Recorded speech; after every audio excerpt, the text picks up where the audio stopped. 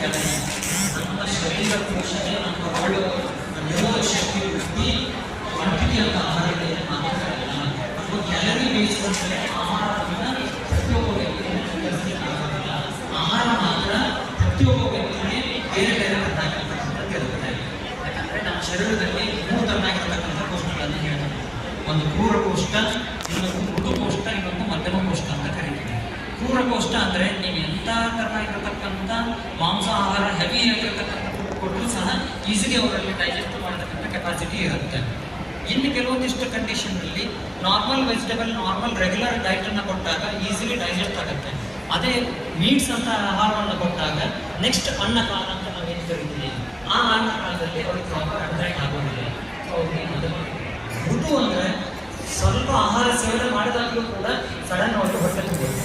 so ಈ ವ್ಯಕ್ತಿಗಳ ಅನುಸಾರವಾಗಿ ಈ